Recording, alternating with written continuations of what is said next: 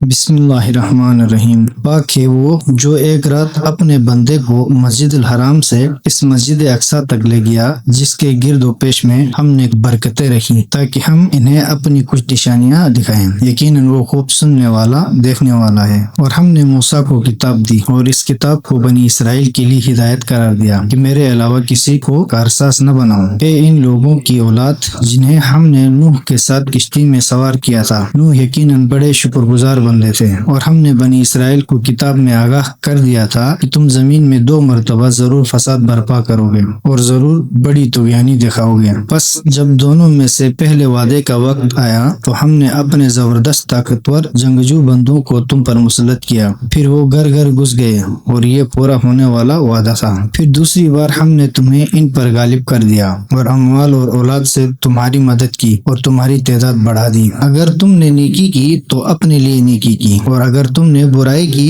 تو بھی اپنے حق میں کی۔ پھر جب دوسرے وعدے کا وقت آیا تو ہم نے ایسے دشمنوں کو مسلط کیا وہ تمہارے چہرے بدنما کر دیں اور مسجد اقصی میں اس طرح داخل ہو جائیں جس طرح اس میں پہلی مرتبہ داخل ہوئے تھے، اور جس چیز پر ان کا زور چلے اسے بالکل تباہ کر دیں۔ امید ہے تمہارا رب تم پر رحم کرے گا، اور اگر تم نے شرارت دہرائی تو ہم بھی اسی روش کو دہرائیں گے، اور ہم نے جہنم کو کافروں کے لیے قید خانہ بنا رکھا ہے۔ یہ قرآن یقیناً اس راہ کی ہدایت کرتا ہے جو بالکل سیدھی ہے، اور ان مومنین کو جو نیک اعمال بجا لاتے ہیں یہ بشارت دیتا ہے کہ ان کے لیے بڑا اجر ہے، اور یہ کہ جو لوگ آخرت پر ایمان نہیں لاتے ان کے لیے ہم نے ایک دردناک عذاب تیار کر رکھا ہے۔ اور انسان کو جس طرح خیر مانگنا چاہیے اسی انداز سے شر مانگتا ہے، اور انسان بڑا جلد باز ہے۔ اور ہم نے رات اور دن کو 2 نشانیاں بنائے ہیں، پھر ہم نے رات کی نشانی کو ماند کر دیا اور دن کی نشانی کو روشن کر دیا تاکہ تم اپنے رب کا فضل تلاش کرو اور سالوں کا شمار اور حساب معلوم کر سکو۔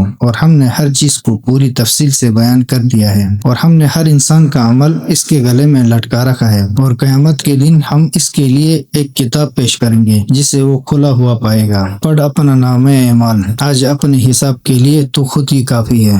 جو ہدایت حاصل کرتا ہے وہ اپنے لیے ہدایت حاصل کرتا ہے، اور جو گمراہ ہوتا ہے وہ اپنے ہی خلاف گمراہ ہوتا ہے، اور کوئی بوجھ اٹھانے والا کسی دوسرے کا بوجھ نہیں اٹھاتا، اور جب تک ہم کسی رسول کو مبعوث نہ کریں عذاب دینے والے نہیں ہیں۔ اور جب ہم کسی بستی کو ہلاکت میں ڈالنا چاہتے ہیں تو اس کے عیش پرستوں کو حکم دیتے ہیں تو وہ اس بستی میں فسق و فجور کا ارتکاب کرتے ہیں، تب اس بستی پر فیصلہ عذاب لازم ہو جاتا ہے، پھر ہم اسے پوری طرح تباہ کر دیتے ہیں۔ اور نوح کے بعد انہی نسلوں کو ہم نے ہلاکت میں ڈال دیا، اور آپ کا رب ہی اپنے بندوں کے گناہوں پر آگاہی نگاہ رکھنے کے لیے کافی ہے۔ اور جو شخص خجلت پسند ہے تو ہم جسے جو چاہے اس دنیا میں اسے جل دیتے ہیں، پھر ہم نے اس کے لیے جہنم کو مقرر کیا ہے جس میں وہ مذموم اور راندہ درگاہ ہو کر بسم ہو جائے گا۔ اور جو شخص آخرت کا طالب ہے اور اس کے لیے جتنی صحیح درکار ہے وہ اتنی صحیح کرتا ہے اور وہ مومن بھی ہے تو ایسے لوگوں کی صحیح مقبول ہوگی۔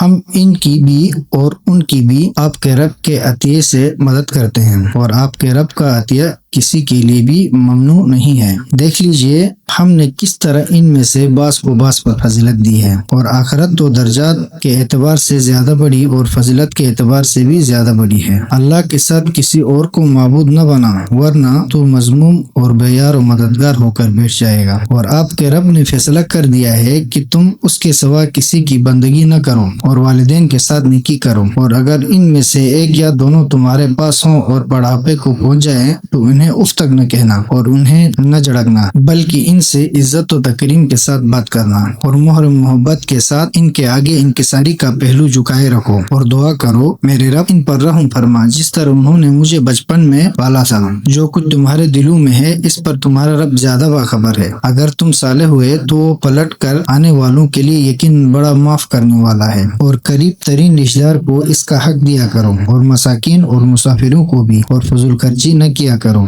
فضول خرچی کرنے والے یقیناً شیاطین کے بھائی ہیں، اور شیطان اپنے رب کا بڑا ناشکرا ہے۔